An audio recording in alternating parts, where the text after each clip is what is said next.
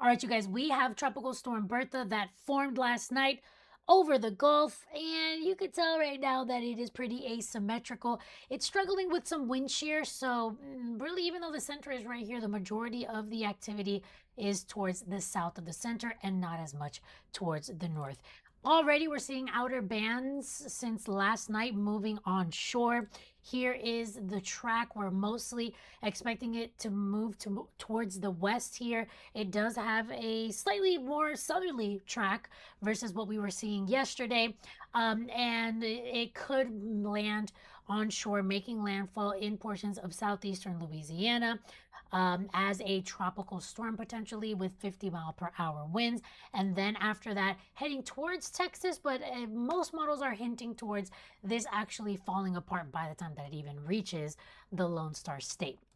Now, more than likely, if we do see a landfall in Louisiana with this system, it would be late Wednesday night into early Thursday morning. So that's something that we do have to watch out for. Once again, tropical storm, I don't think this is actually going to become a hurricane. I'll give it a 20% chance to become a hurricane, 80% chance it stays a tropical storm. Obviously, we can't take it completely off the table, especially because last night we were seeing some model runs that were showing some stronger solutions, right? Some stronger outcomes.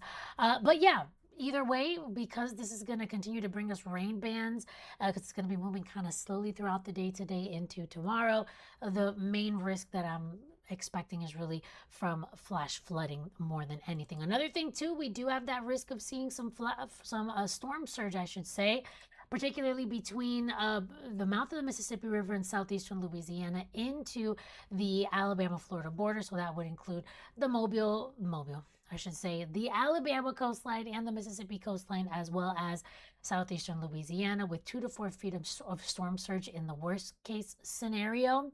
And of course, the flash flooding that could be brought on by the rain. So last night from Florida into Louisiana, as we head into the day today, from the Florida Big Bend into Louisiana, including New Orleans, places like Tallahassee, Mobile as well, with that flash flood risk as we head into tomorrow.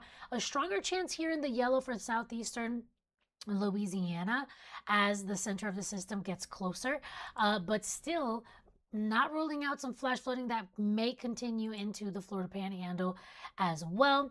And then as we head into Thursday, this is going to stretch out further towards the west to include a place, for example, like Texas. The rip current risk is going to continue to be high, particularly throughout the day today in portions of the Florida coastline here. So that's going to include Tampa, Southwest Florida, into portions of the Big Bend and the Panhandle, even parts of the Alabama coastline as well. So just be on top of this. Make sure that you're not heading towards the beaches.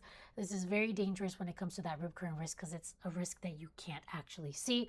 Please make sure that you go ahead and subscribe.